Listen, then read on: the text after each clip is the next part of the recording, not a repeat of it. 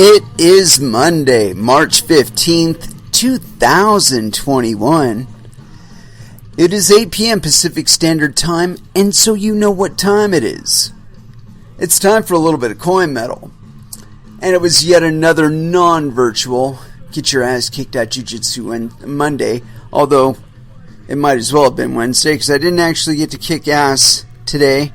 Still just got a teeny tiny bit of this ringworm business to take care of, and hey, you can listen to proof of it here. If anybody ever wants to question whether or not it was me that brought some shit to the fucking gym, well, you just refer back to these shows and the fact that I haven't been to the gym for the last 3 weeks because I picked up some shit that somebody else was considerate enough to drag to the gym and deposit on the mat that I rolled on.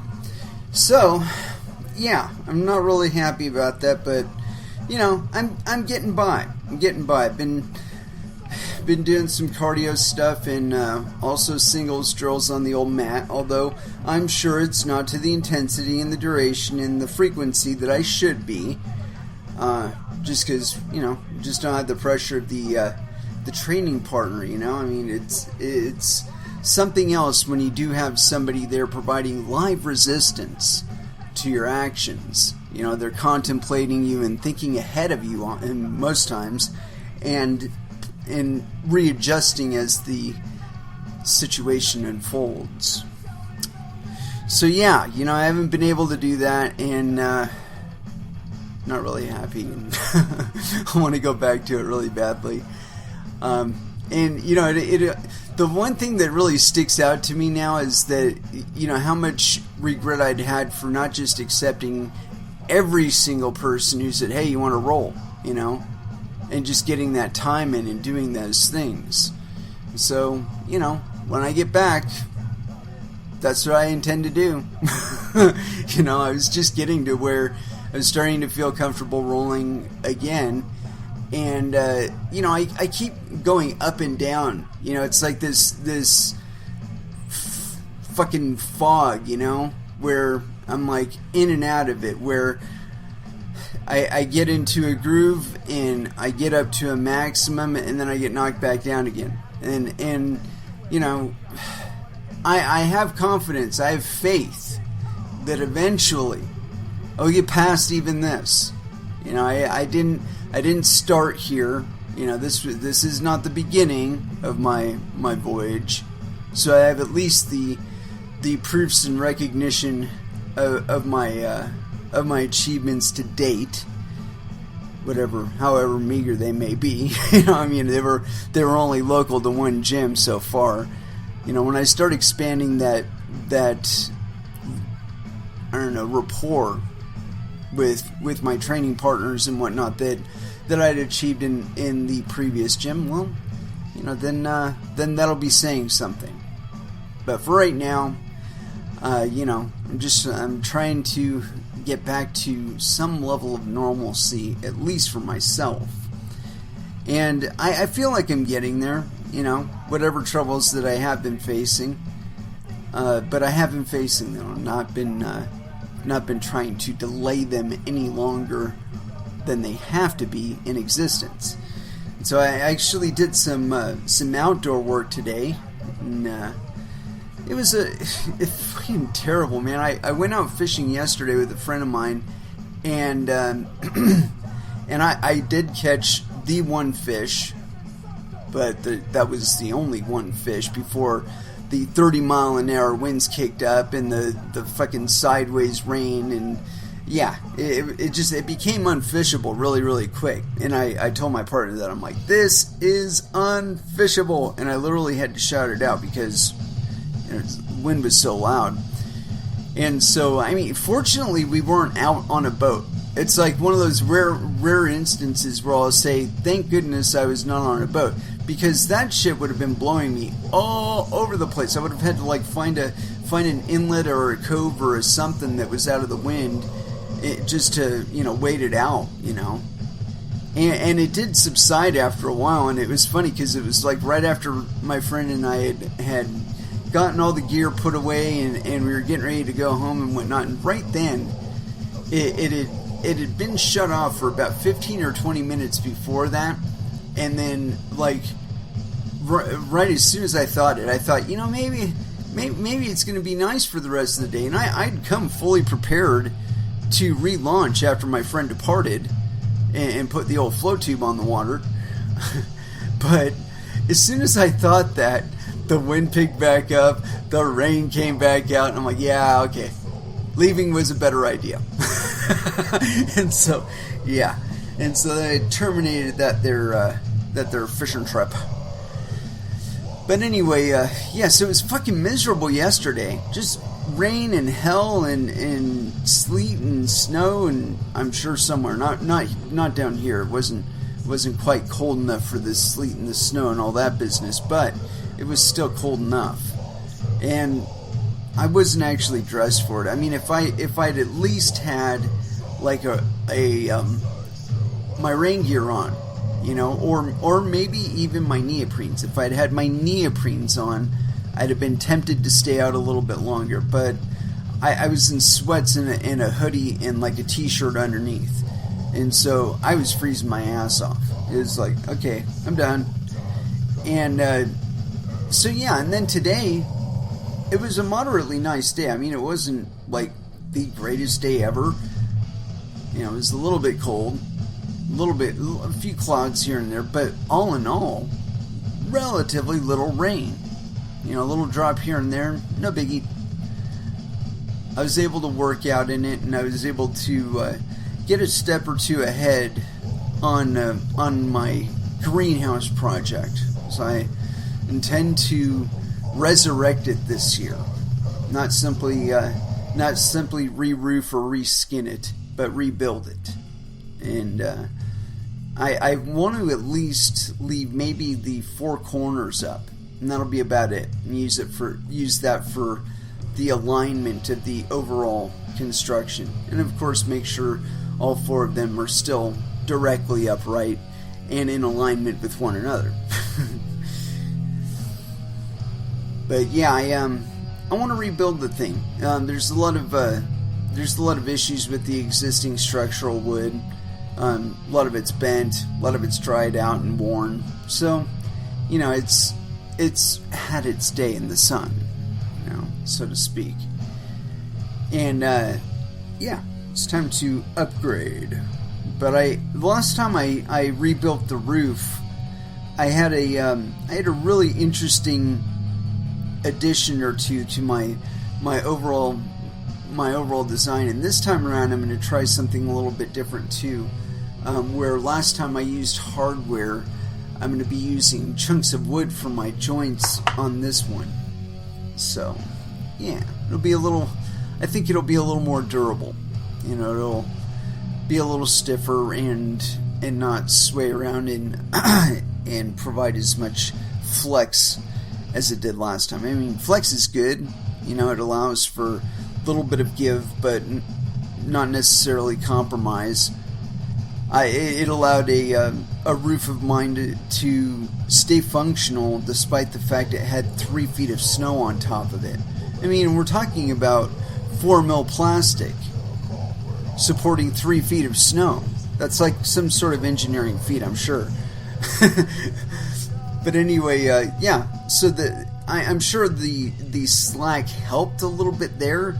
But just the same, I think that with the new build I have in mind, that it will be able to just sustain its normal form and the snow will melt off, which I believe is a much better resolution.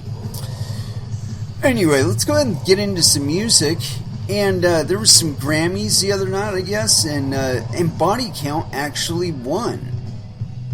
I got to say, I'm terribly impressed. Although, given the last album that they put out there, Carnivore, it's not terribly surprising to me. And so that's what we're going to go with.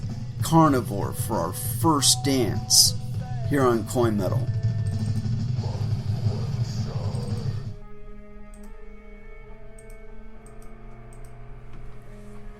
And that was Nevermore with I'm only assuming here, Poison God Machine.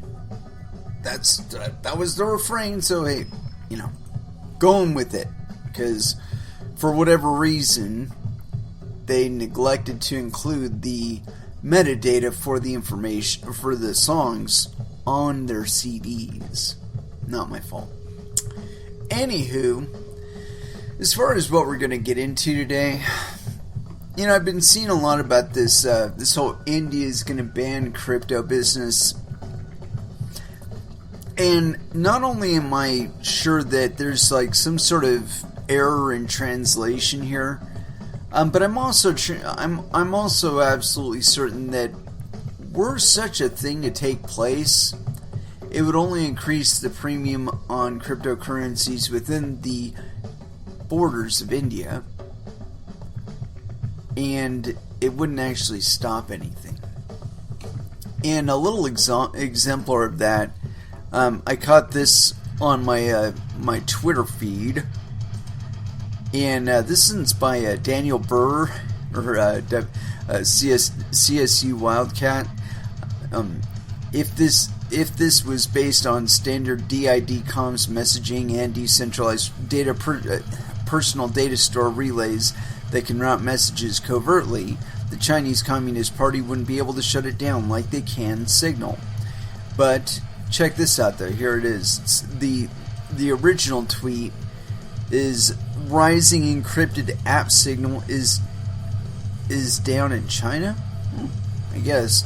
But the tweet that this is mentioned in it says, what we know about Signal apps banned in China so far, the app and its website are unavailable without a VPN, meaning with a VPN you can still get to it. The app is still up on Apple's China App Store. The website was banned on March 15th. Signal has 500,000 iOS installs in CN, or China, and 50K more than in January. So despite the fact that it has been banned, there's still more people using it. And the ban, I'm certain, was proposed before the imposition of it, so it's not one of those things where it like snuck up on them. Anyway, but yeah, so this whole idea of censoring technology, I think it'll be about as successful overall as IP protections have been within the 20th and 21st century thus far. And the success ratio is relatively zero. You might achieve containment on one network or in one app or with regard to one app.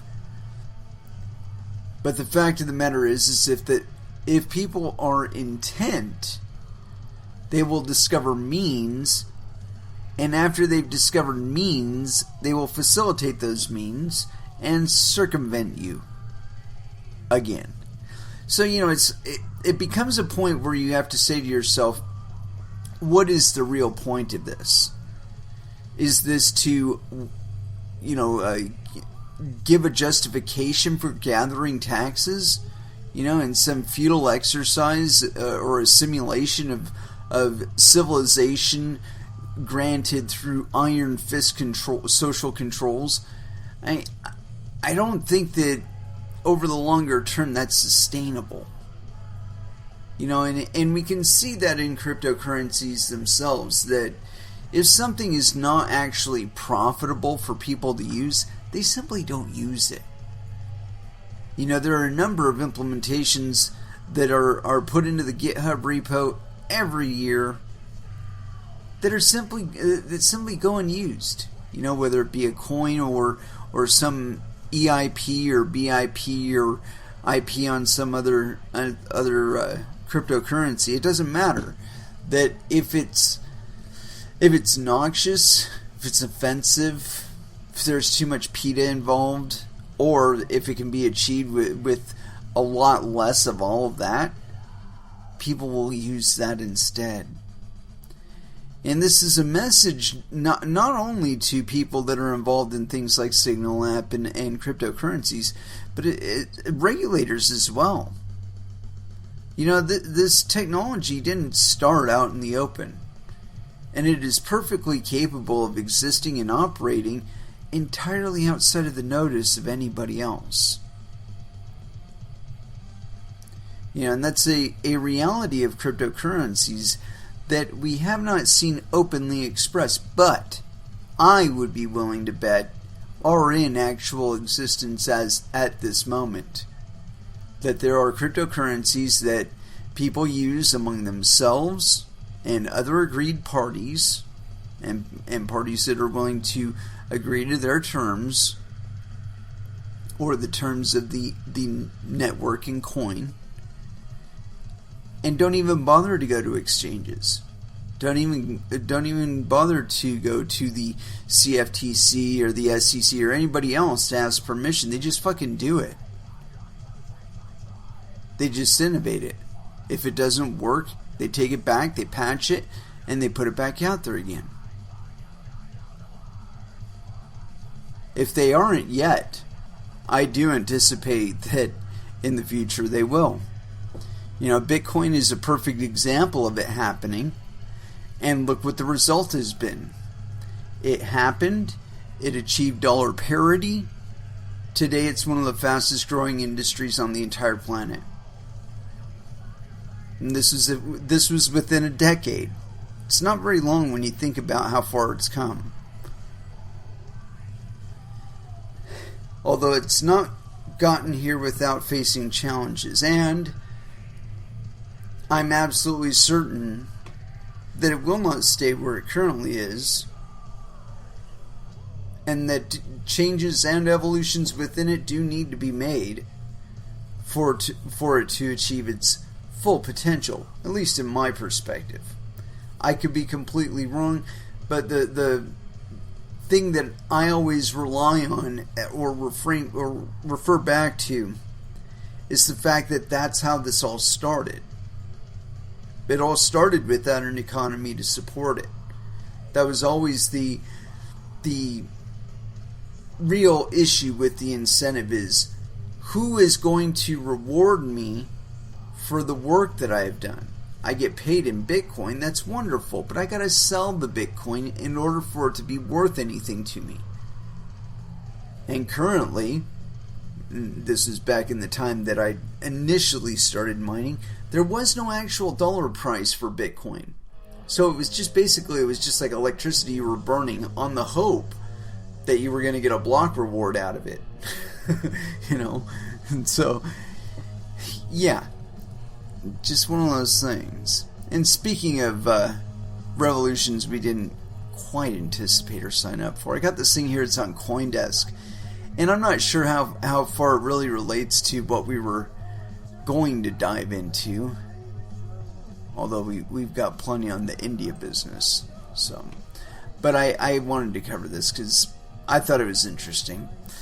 This isn't the revolution I signed up for, and this is by Paul Brody. So yes, penis. It was authored March 15th, 2021 at 4:49 a.m.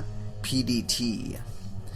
In social networks, online chat rooms, and blogs, there is an ugly alignment taking shape between disparate radical groups that hold all sorts of distorted and misinformed views on the issues of the day. What is emerging as a common thread across all of these groups is a belief that they are under siege and blockchain might be able to help fix this. Except, the problems they describe are not real problems, and the solutions they propose are even worse. Paul Brody is EY's global blockchain leader. Do you believe unaccountable liberal elites are destroying America's economy with quantitative easing? Bitcoin's deflationary algorithm is the solution. Do you believe conservative voices are being silenced by Silicon Valley liberals? Blockchain-based, censorship-resistant, decentralized social networks are the answer. Nanny state regulators blocking your meme-driven stock trading? Be your own bank and dive into decentralized finance. If any of these were real-world problems, blockchain technology could indeed fix them. They aren't. Even worse, the proposed fixes would do little to strengthen democracy and help the economy.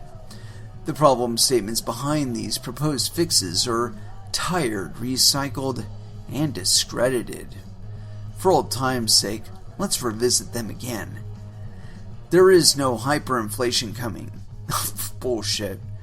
It did not happen in the last Great Recession, and it is unlikely that, again, this... Dude, where were you in, 2001?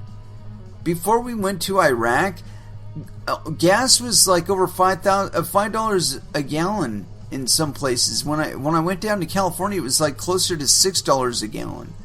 I mean, that was 2001, asshole. Continuing. It is unlikely, again this time. Most economists think our economies need a bit more inflation, not less. And the idea of putting the world on a consistently deflationary standard like Bitcoin terrifies many economists. Many can argue about whether we may see a bit more inflation or a bit less in coming years, but no one expects a bout of hyperinflation. You don't. I do. Nor are conservative voices being silenced. Oh, and that's bullshit too.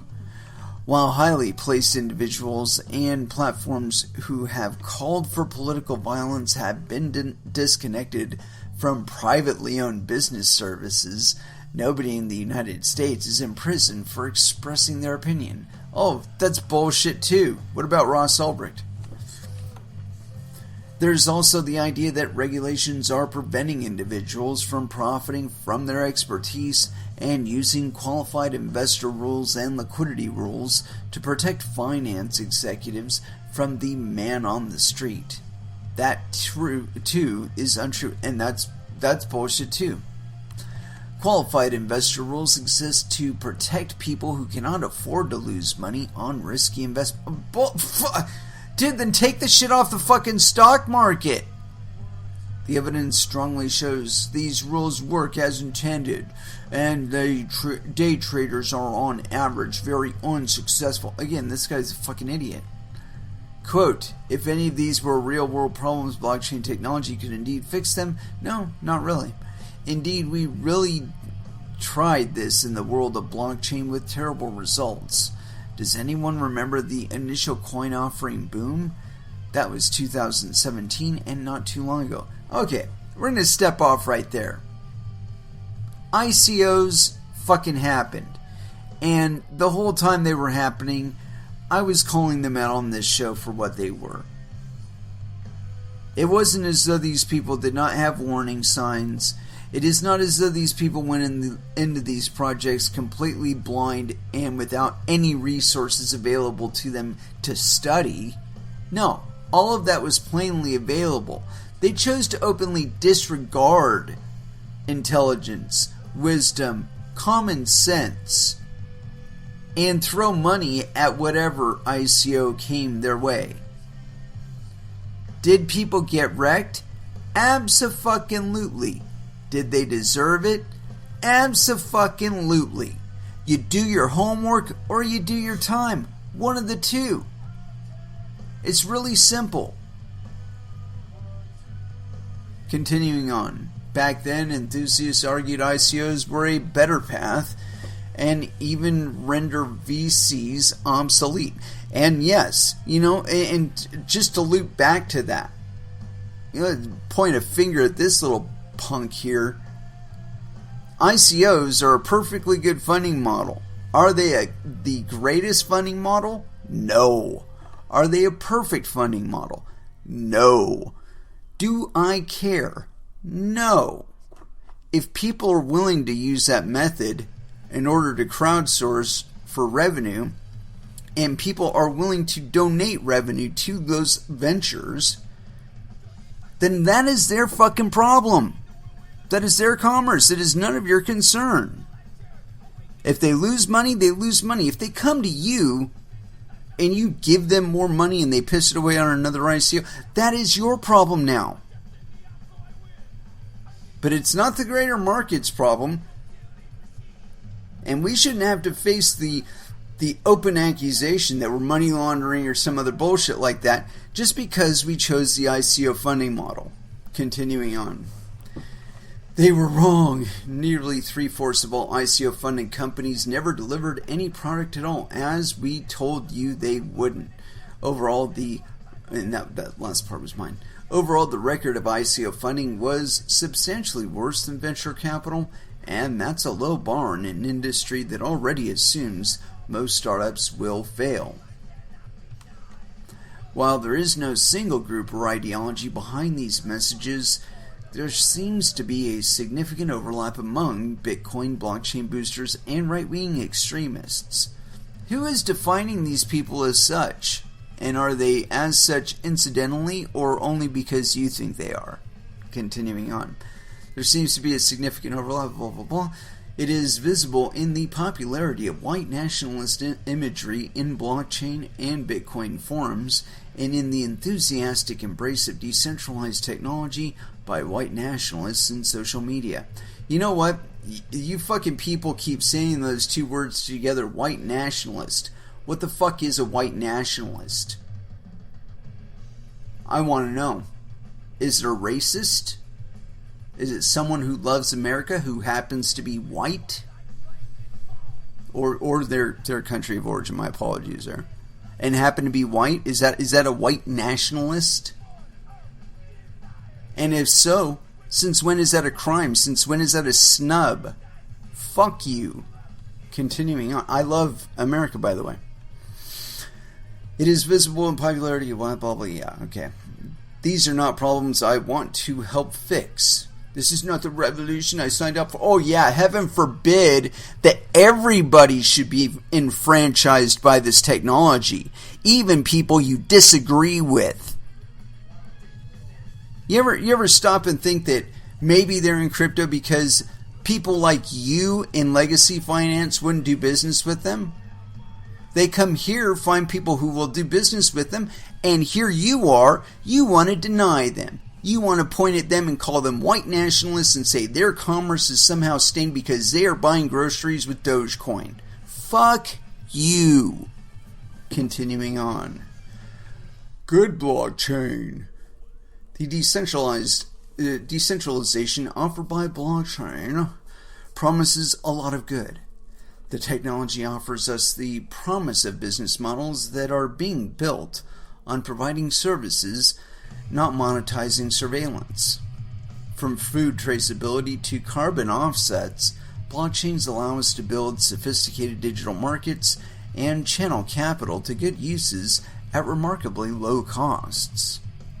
Blockchains offer us a future where regulatory compliance can be implemented robustly and cheaply. Okay, regulatory compliance. What's the regulating entity? What's their legal authority to regulate anything in cryptocurrencies? Oh yeah, that's right, they don't have any. It's software being run on my computer, on your computer. Does the SEC have any authority over your computer? No. Continuing on. Blockchains, blah, blah, blah. Compliance, submit data, undermines our privacy. It will allow enterprises to work with each other without becoming cogs in a digital market structure run by a monopolist. No, it'll just turn cryptocurrencies into a different type of monopoly. No technology is unambiguously good or bad.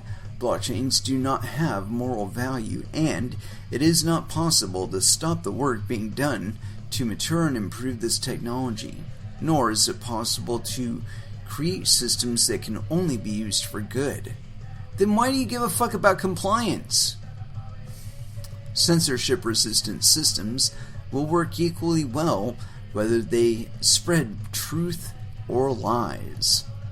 Furthermore, many of the critiques of our existing economic and policy infrastructure are fair and true. It is reasonable to feel that far too much of the money was spent in fiscal stimulus in 2008 and again recently, and that too much of the quantitative easing went to the very rich and not to the deserving. there is good academic evidence our Know Your Customer and anti-money laundering regulations are costly and ineffective and prevent people from joining the mainstream financial system, as they are intended to do. That's why they fucking exist, dude. It's not to fucking make you safer. Continuing.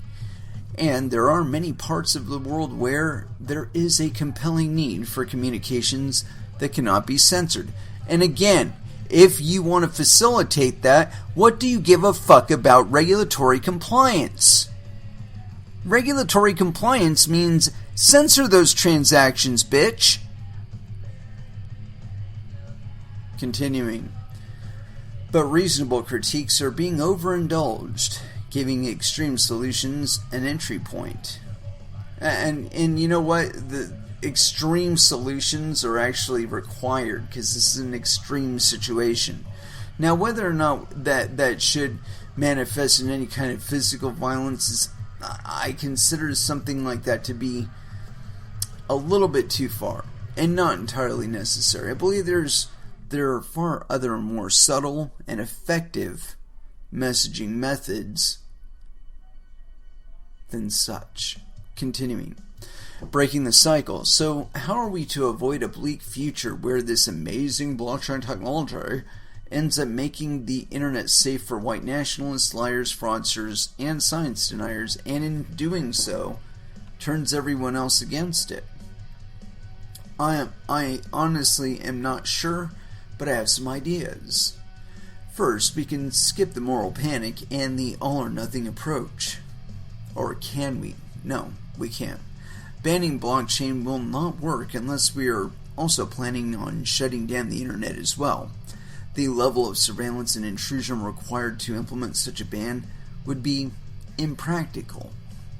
Second, we can advance the constructive uses of blockchain and adapt regulatory models to support the growth of this market. No, we can't.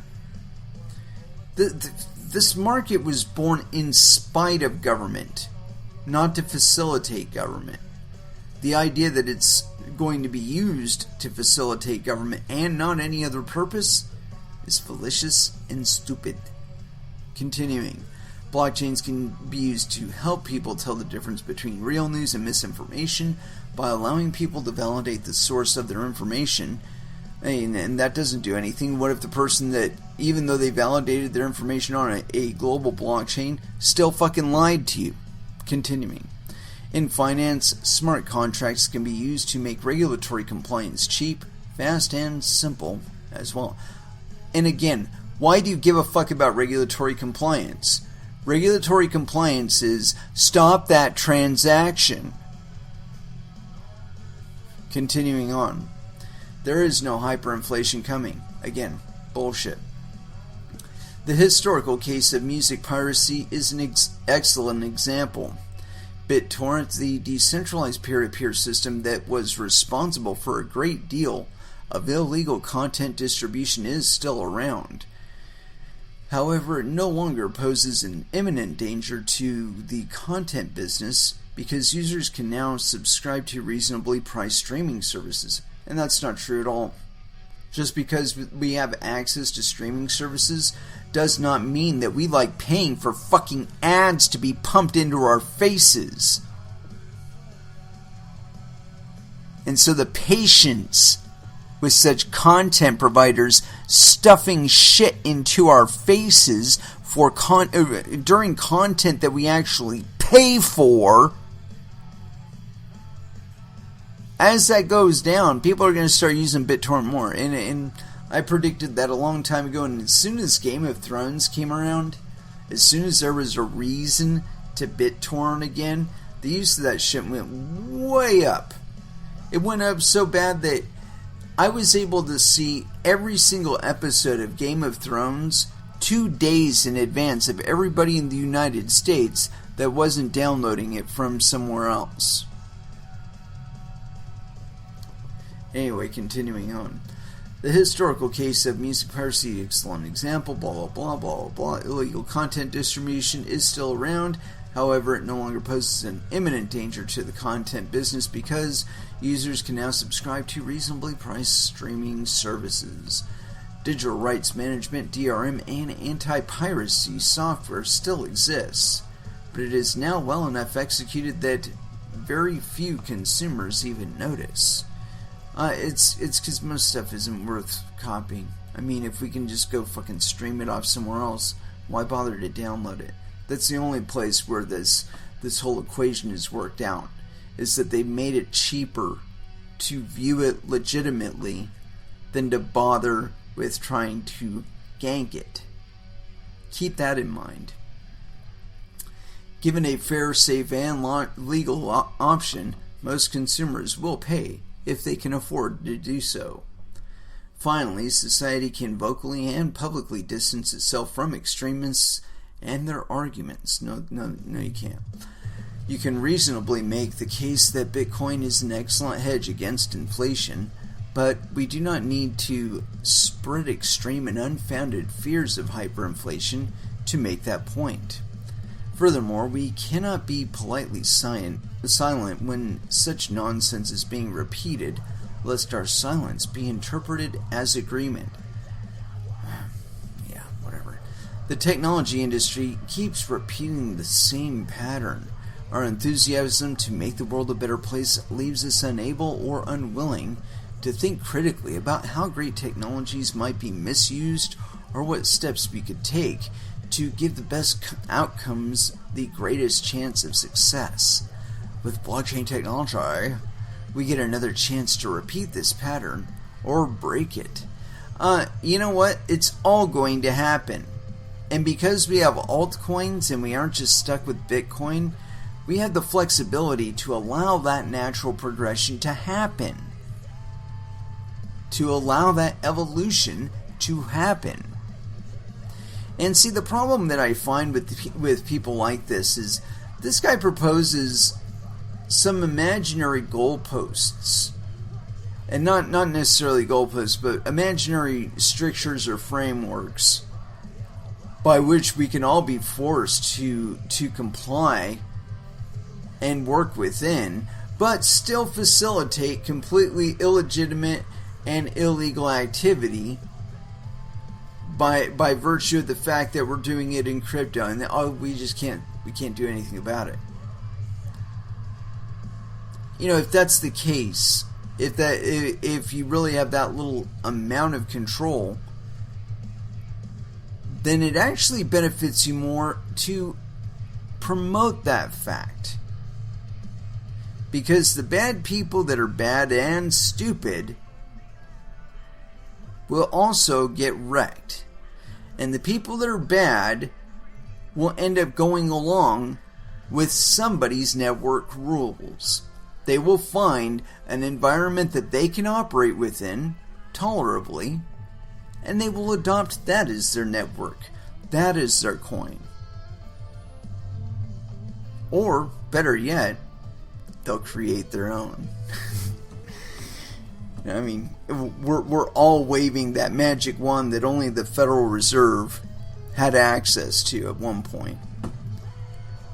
And that's no longer the case. The wand is out in the wild now. And worse yet, it's open source. So anybody can copy the fucking thing and work on it. Anyway, the next thing I got up is actually something that I did want to cover today.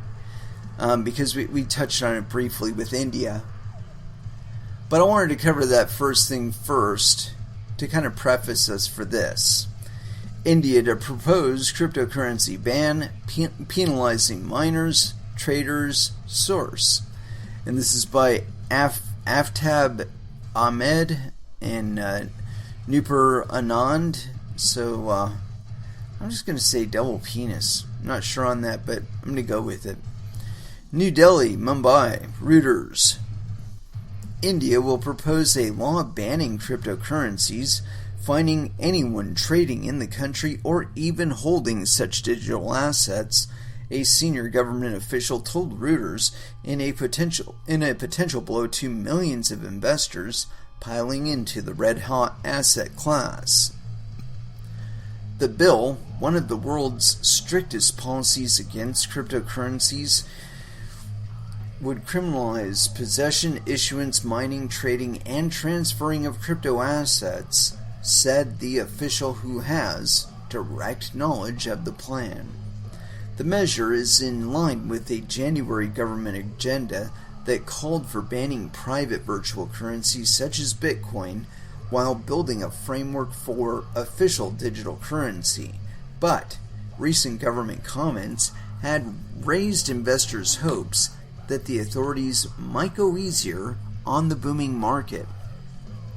Instead, the bill would give holders of cryptocurrencies up to 6 months to liquidate, after which penalties will be levied, said the official, who asked not to be named as the contents of the bill are not public. Yeah, you know what? That 6 months really represents a promise that they made to somebody that within 6 months they might do something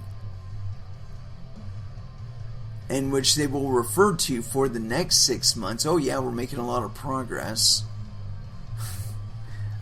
While that person invests in cryptocurrencies. Continuing on, officials are confident of getting the bill enacted into law as Prime Minister Narendra Modi's government holds a comfortable majority in Parliament. If the ban becomes law, India would be the first major economy to make holding cryptocurrency illegal. Even China, which has banned mining and trading, does not penalize possession. It doesn't matter that they banned mining. The vast majority of mining is still happening in China. Continuing, the Finance Ministry did not immediately respond to an email seeking comment. Bitcoin, the world's biggest cryptocurrency, hit a record high of $60,000 on Saturday, nearly doubling in value this year as its acceptance for payments has increased with support from such high-profile backers as Tesla Inc. CEO Elon Musk. In India, despite government threats of a ban, transaction volumes are swelling, and 8 million investors now hold 100 billion rupees, about 1.4 billion US dollars in crypto investments, according to industry estimates. No official data is available. Quote, the money is multiplying rapidly every month, and you don't want to be sitting on the sidelines, said Sunesh Salankar, a crypto investor. Quote, even the people are panicking due to the potential ban. Greed is driving those choices. User registrations and money inflows at local crypto exchange BitBNS are up 30-fold from a year ago, said Gaurav Dahek, its chief executive. UnoCoin, one of India's oldest exchanges, added 20,000 users in January and February, despite worries of a ban. ZebPay, quote, did as much volume per day in February 2021 as we did in all of February 2020, said Vikram Vangala, the exchange's chief marketing officer. Top Indian officials have called cryptocurrency, quote, a Ponzi scheme, but Finance Minister Nirmala Sitharaman this month eased some investor concerns. Quote, I can only give you this clue that we are not closing our minds. We are looking at ways in which experiments can happen in the digital world and cryptocurrencies, she told CNBC TV 18. Quote, there will be a very calibrated position taken. Yeah, they're not going to take any position. I can call that right now. The senior official told Reuters, however, that the plan is to ban private crypto assets while promoting blockchain, a secure database technology that is the backbone for virtual currencies, but also a system that experts say could revolutionize international transactions. Fuck you! You're basically saying, oh, this is ours now. Yeah, you're gonna fucking die. It's not gonna work. Quote, "We don't have a problem with technology. There's no harm in harnessing the technology," said the official, adding the government's moves would be calibrated in the event of the penalties on those who did not liquidate crypto assets within the law's grace period. Jail terms? A government panel in 2019 recommended jail of up to 10 years on people who mine, generate, hold, sell, transfer, dispose of, issue, or deal in cryptocurrencies.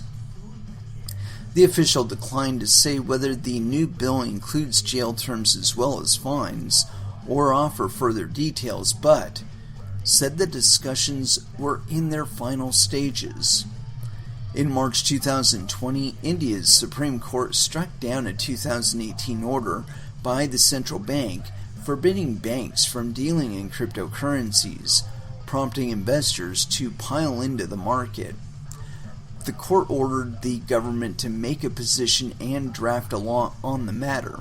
That hasn't really happened, I don't think.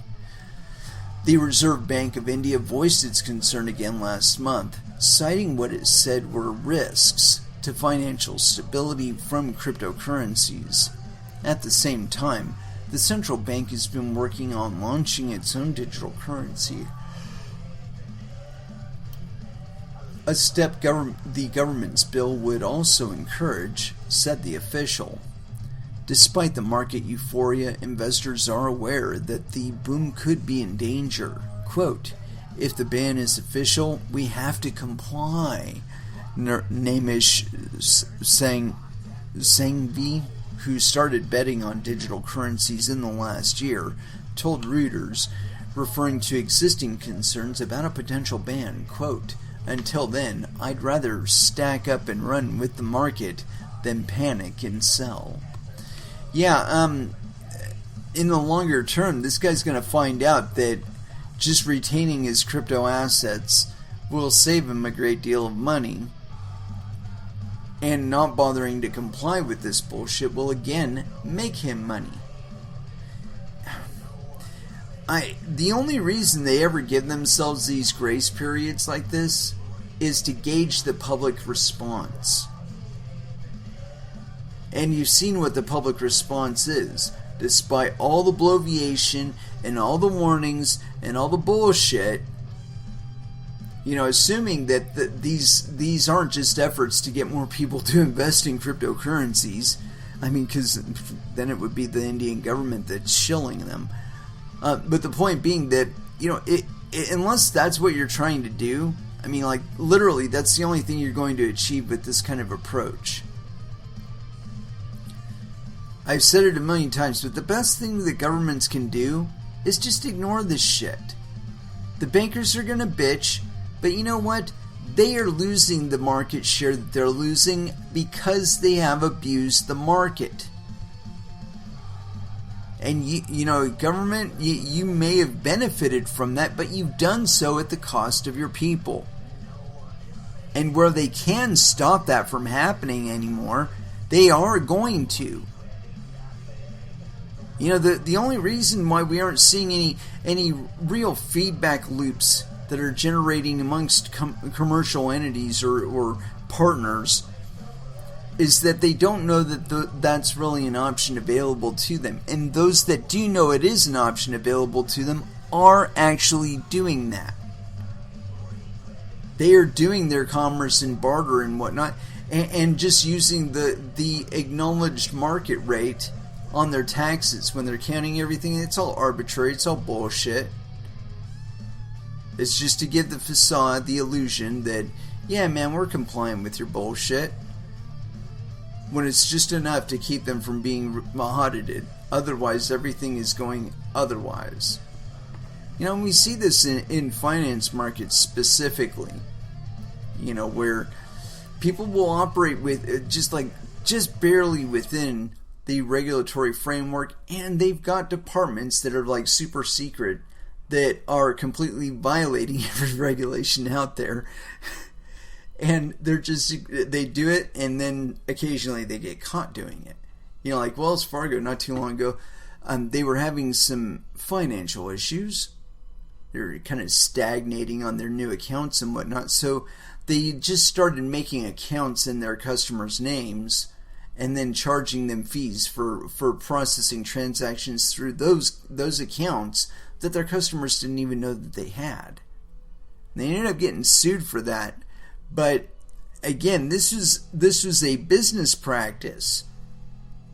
I mean, this affected some 5 million of their customers that they made these fraudulent accounts for, and were using them to extort their customers for millions and billions in fees every year.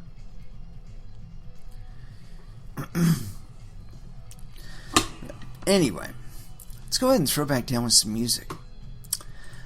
But as far as where to go, got a little bit of Faith No More going. It might be a good place to start.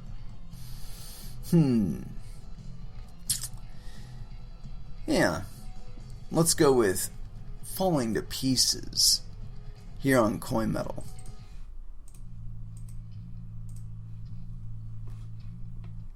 And that was Gizmachi with Wearing Skin. Yeah.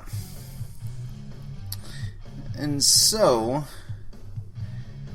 yeah, as far as what else we're going to get into today. So we got through this piece of disinformation. This isn't the revolution I signed up for. Got through that. Now, here we go. I wanted to get into this thing because I find this wholly ridiculous, and in the long term, I don't believe it's actually going to stick.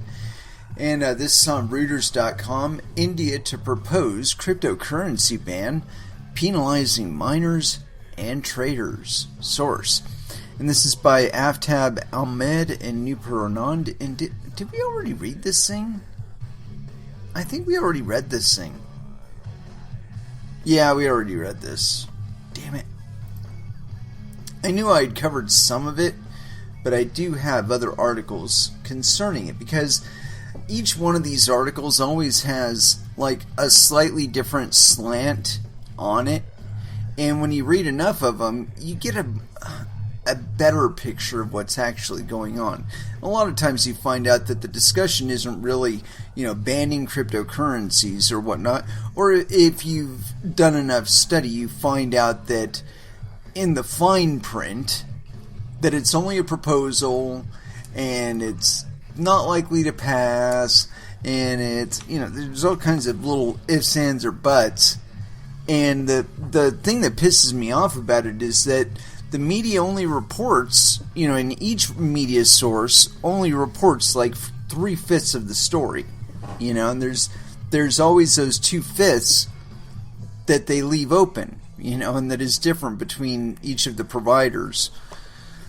And so this one's on independent.uk or .co.uk. India to ban ownership of cryptocurrencies. Now see, that in itself is different. And this is by Mayank Agarwal, and it was authored approximately 17 hours ago. The Indian government seeks to propose a law. Okay, now there's the clarification that I was looking for right off the bat. Seeks to propose, meaning they haven't even proposed the law. Anyway, continuing. Banning cryptocurrencies under which anyone involved in its trading or holding such assets could be fined, according to reports, i.e. rumors. Reuters news agency on Monday quoted a senior government official with direct knowledge of the plan as saying that the bill would criminalize possession, issuance, mining, trading, and transferring crypto assets. One of the main reasons behind the move is reportedly a lack of regulation. Experts say that such currencies are highly volatile in terms of their value and could result in financial disaster for investors. Who gives a shit? You fuck them in the conventional markets, you don't care. Oh well, continuing.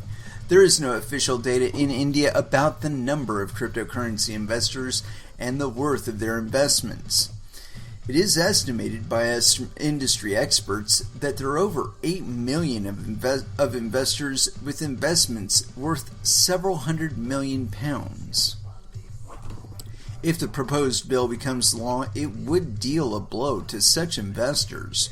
But as a relief, the bill would reportedly allow them up to 6 months to liquidate their assets, after which there will be penalties on holding them. Let me see here. The content of the bill is not yet public, but officials are confident that getting it passed in Parliament. Yeah, I don't think it's even going to be presented. The government's decision about penalties on those who would not liquidate their crypto assets within the law's grace period would be carefully assessed.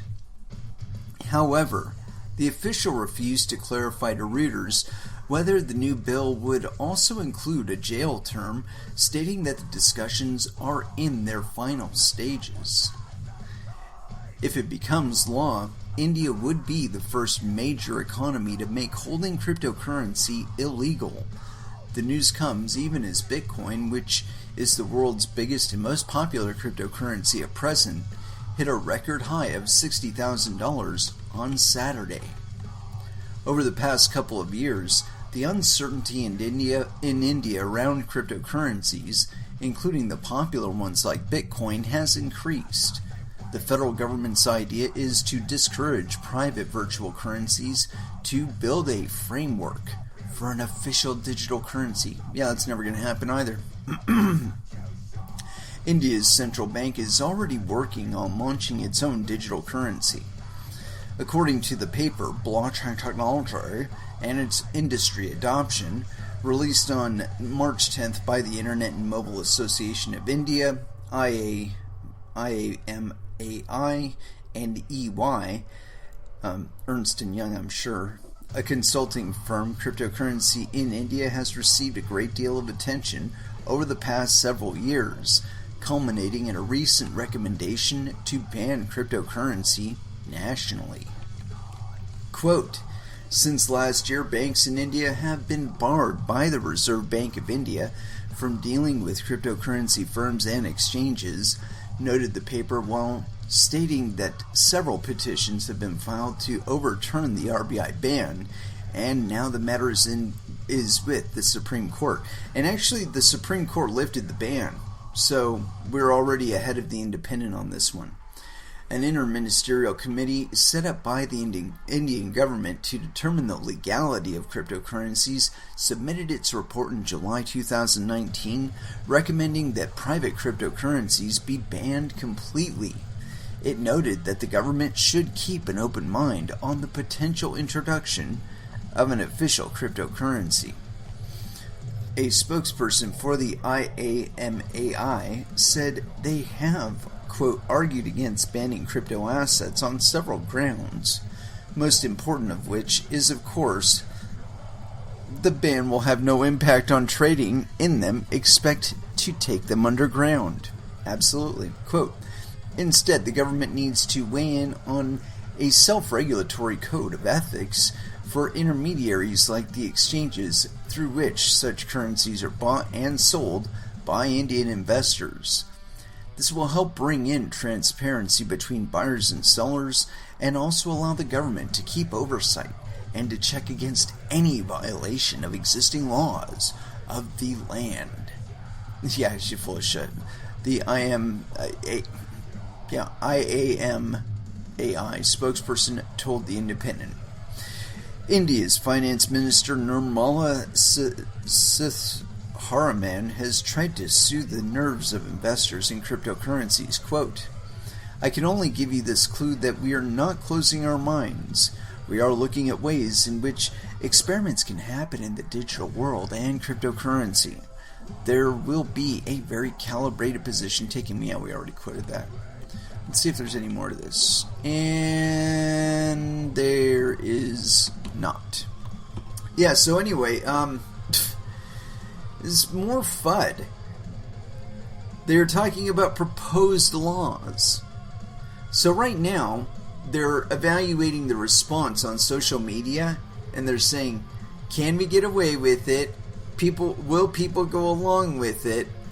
And what's the impression? Is it something that they think we can do, or something that they don't think we can do? And they're finding out that no, it's not something that we think that they can do. And it's the same every time. Every single time. You know, the thought is that they're just going to get you to comply, man. They're going to get you to comply. You're just going to comply. You're going to absolve yourself of any responsibility over your cryptocurrency funds, and you know you're going to just take a knee to these people and cede your authority to them. And I don't believe that's the truth. Anyway, so yeah, the Reuters India, I don't think that they're actually going to present a law that does anything to ban cryptocurrencies. I mean, shit, I'm looking at the top of this page right here. The very page it's talking about it. There's this thing, it's called FEMEX. I've never checked it out or whatnot, but it says no KYC, zero fees. Buy BTC with credit/debit card, safe and legit. I mean, as soon as I do one of these transactions, assuming it is 100% legit and safe, and that I can do it all on chain, that I buy either cryptocurrency, either Bitcoin or Monero or something else from them using my credit card, that transaction and the initial transaction thereafter will be the only evidence of this commerce at all. After that, once it's entered into the cryptosphere, especially if it's a cryptocurrency that has things like DeFi already available, that you might as well just consider it gone.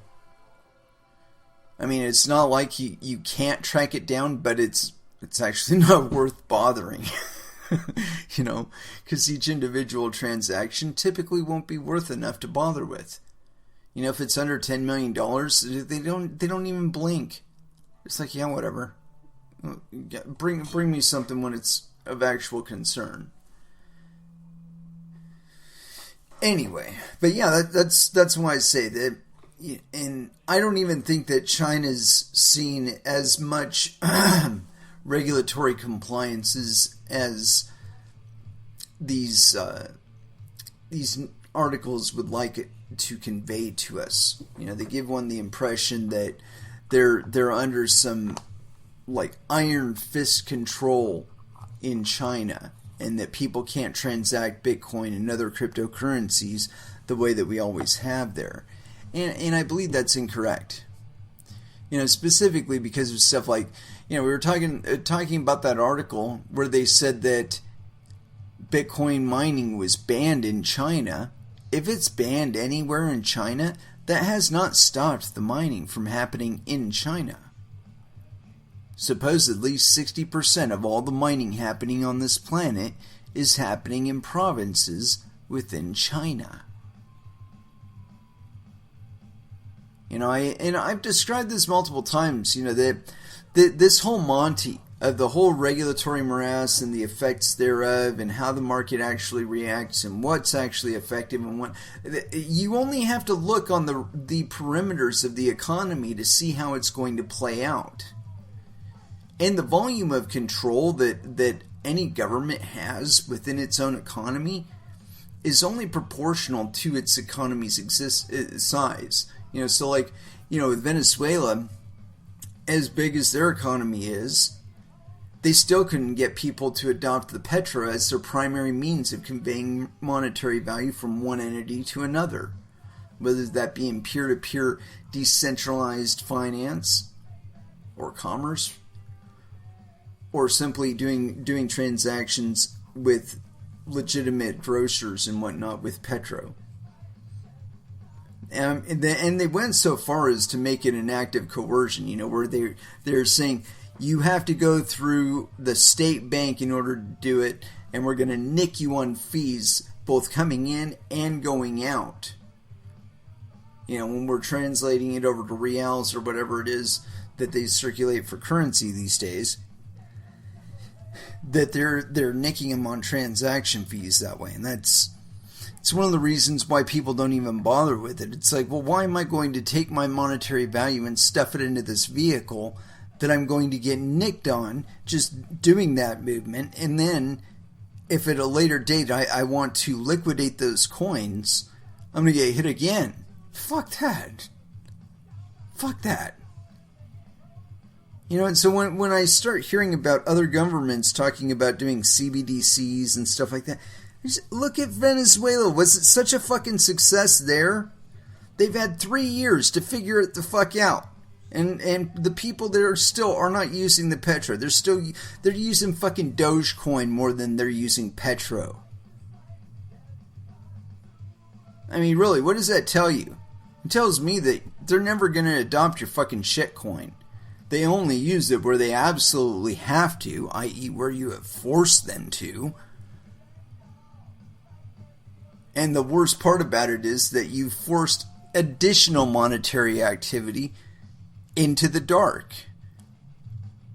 I mean, really, if you just left, if Venezuela just left it alone, it would keep their normal economy sustained, because people would be entering and exiting the crypto sphere with profits and spending those profits at their local stores. And as they're drawing their hashing power directly off of the Venezuelan grid, that's largely green energy from renewables, they're actually monetizing or drawing a profit off of the existence of those utilities that they paid for. I think that's what irks me the most about all of this, is that if Venezuela were to not be beset by mercenaries and not be run by a socialist government, they would be the shining jewel of digital finance. Because through the harshness of what government they did have and have had, they've gotten very, very savvy about how to circumvent those entities. And so now bringing that commerce that they're conducting back out into the open and demonstrating out into the public, out into the world. This is our electric capacity. This is how much hashing power we're throwing out to the network. From that hashing power, this is how much money we're making off of it. This is how much economic activity is being created from that investment.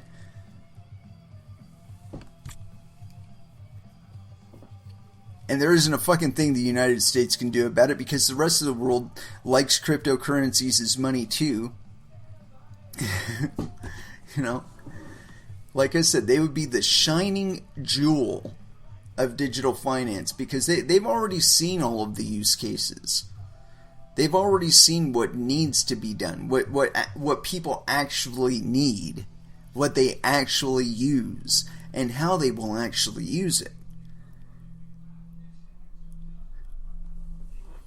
But when you judge by that model and you consider the productive capacity of other westernized nations, you understand that the interval for adaptation, or adaptation rather, is going to be a lot quicker here. Because we're actually, we have the facility like ingrained in our ethos and our culture to look to ourselves for these solutions. And they're trying to condition us to look to government for it.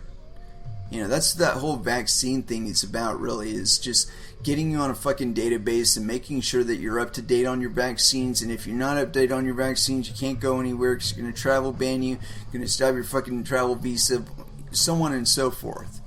It's all about control. And see, personally, I believe that level of control over our lives will neither be possible, because we will not allow it to be possible, but more importantly, that the technologies that are developing today, that are growing around us, that we're individually participating in, is growing so quickly that I believe you people will create the air cars, and that you will be flying us into the 21st century. And we're simply going to be forgetting about regulating entities such as the FAA and whatnot, because they're not going to have enough enforcement to knock us all out of the sky. And I think that things like cryptocurrencies are what will allow, despite the best efforts of government and corporate entities out there, that I believe that they will be the financial conduits that allow the kind of innovation that we see being undertaken by entities like Tesla, where they do have the operating capital available, and where they don't, they have the capacity to generate more, where they are able to go out to entities that are willing to invest in ventures that may return or may not return any real monetary value up front or within the foreseeable future. They do exist out there. Everybody needs a tax relief, and those kind of things work. But Tesla, because he was able to get the sources for the funds, and he was able to get the funds, he was able to do things like SpaceX. And I mean, SpaceX is forwarding human space travel just leaps and bounds. And it's because it's all private. You know, they've got a group of guys that meet around a table and discuss the financial viability of their plans and their ideas. And that's the only level of accountability, other than, of course, to the stock owners, the investors, the VCs. I mean, but that's really all they're accountable for. You know, they're not accountable to the GAO, the Government Accountability Office. They're not accountable to a federal government, beyond whatever regulatory interfaces they may come against. But it's that freedom that allows them to do things like innovate space travel. And the product of that has been the world's first relaunchable space vehicle that can land. It can launch, it can land, and it can be reused. Launch vehicles. The U.S. government used to pitch those in the ocean. They said, oh, well, we made a reef.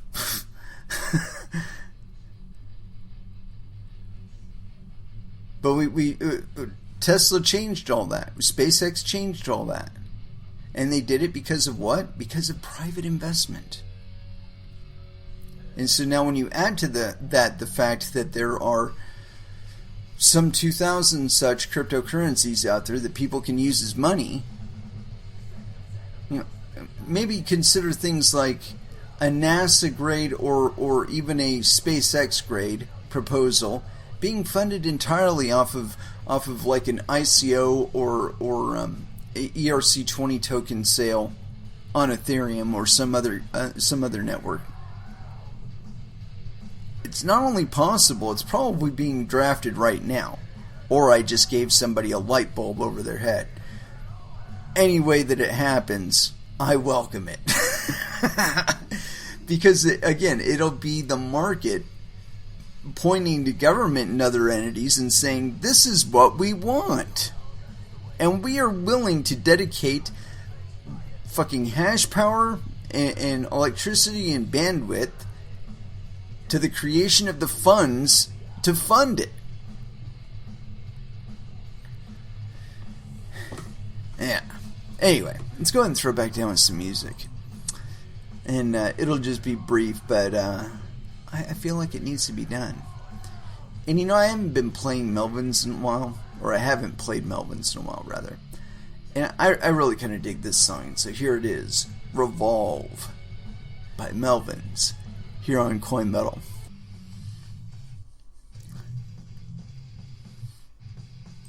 And that was Metallica with The Shortest Straw. And it is with that I'd like to close out this episode. Thank you very much for listening. I certainly do appreciate the support. We will be back on Wednesday at 8 p.m. Pacific Standard Time, and so until then, I want y'all to trade safe. Do your homework. And watch out for your own bunghole, because nobody else is going to do it for you. And as far as our last dance is concerned, of course I have not looked it up. I have not picked one out, but I'm working on it right now. And I'm hearing some crowbar in the background, and I want to play it. And so, for our last dance, I think this is it. Wrath of Time be Judgment, I think, is the Wrath of Time be something or other. I can't tell from here because it's not actually showing me. Wrath of Time, Crowbar, Last Dance, here on Coin Metal. Thank you again for listening, and y'all have an excellent evening. Good night.